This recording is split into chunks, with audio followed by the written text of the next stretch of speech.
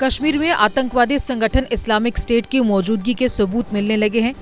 भारतीय खुफिया एजेंसियों ने इसका पर्दाफाश किया है। दरअसल सोमवार को इसके संस्थापक सदस्यों में से एक कासिम खुरासानी और उसके 2 सहयोगियों को गिरफ्तार किया गया। गौरतलब है कि भारतीय खुफिया एजेंसी पिछले 1 साल से इन लोगों की गतिविधियों पर कड़ी नजर रख रही है। 2020 के अप्रैल में भारतीय खुफिया एजेंसियों द्वारा जम्मू कश्मीर में ISIS मॉड्यूल के संस्थापक सदस्यों में से एक उमर निसार भट्ट उर्फ कासिम खुरासानी, जो कश्मीर में IS कैडरों की भर्ती में भी शामिल था, की पहचान एक मैसेजिंग ऐप पर की गई थी। अब तक कासिम खुरासानी के बारे में माना जा रहा था कि वह अफगानिस्तान के खुरासान में है, लेकिन बाद में वह भारतीय और विदेशी एजेंसियों की मदद से अनंतनाग जिले के एक छोटे से शहर अच्छाबल में मिला। यहाँ वह मैसेजिंग ऐप कर अपने समूह के सदस्यों के साथ पत्रिका स्वात अल हिंद, वॉइस ऑफ इंडिया के प्रोडक्शन और सर्कुलेशन के बारे में बातचीत कर रहा था। एक न्यू रिपोर्ट के मुताबिक इस पत्रिका ने गज़वा हिंद भारत के खिलाफ युद्ध का भी प्रचार किया, जिसके तहत आतंकवादी काले झंडे के साथ सीरिया से भारत की ओर मार्च करेंगे, जिहाद करेंगे और देश को इस्लामिक देश में बदल देंगे। पत्रिका स्वात अल हिंद को विलायत अल हिंद यानी भारत में इस्लामी राज्य प्रांत के विचार का प्रचार करने के लिए तैयार किया गया है। विलायत अल हिंद भारत में इस्लामी राज्य प्रांत की स्थापना मई 2019 में विशेष रूप से भारत की गतिविधियों पर ध्यान केंद्रित करने के लिए की गई थी।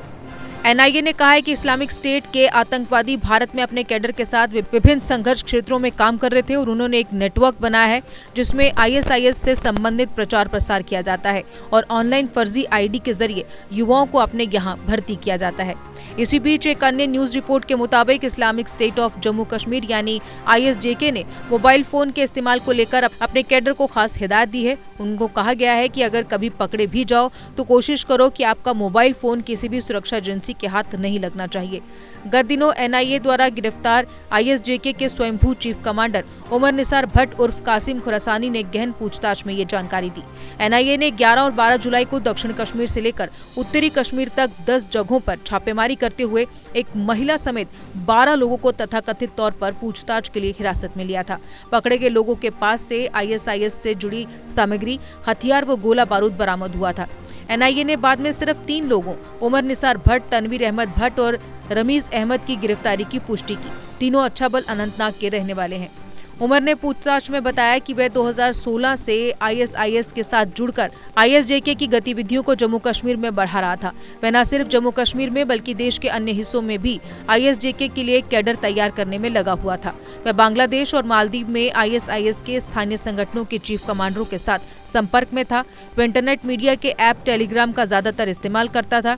उमर ने पूछताछ में संबंधित अधिकारियों को बताया कि ISIS की प्रोपोगेंडा मैगजीन स्वात अल हिंद, जिसे वॉइस ऑफ हिंद भी कहते हैं, पाकिस्तान में बैठे ISIS के आतंकवादी नियमित तौर पर इंटरनेट पर प्रकाशित करते हैं और वह इसे आगे प्रसारित करता है। ये मैगजीन पहली बार फरवरी 2020 में प्रकाशित हुई थी और अब तक इसके 17 संस्करण प्रकाशित हो चुके हैं। उसने टेलीग्राम पर ISJK के कैडर के लिए मोबाइल फोन को इस्तेमाल करने के संदर्भ में हिदायतें जारी कर रखी थी। उसने बताया कि कोई भी आपस में मोबाइल फोन पर या इंटरनेट मीडिया में बातचीत के दौरान ISHP, ISJK या कश्मीर का नाम नहीं लेगा, सिर्फ विलायत अल हिंद का नाम ले। कोई भी सिम कार्ड के साथ फोन का इस्तेमाल न करे, हमेशा VPN का इस्तेमाल करे, वाईफाई का उपयोग करे। जिहादी गतिविधियों या जिहादी साहित्य से जुड़ी कोई भी सामग्री फोन में नहीं होनी चाहिए। अगर कभी पकड़े जाओ तो फोन किसी भी सूरत में सुरक्षा एजेंसियों के हाथ नहीं लगना चाहिए।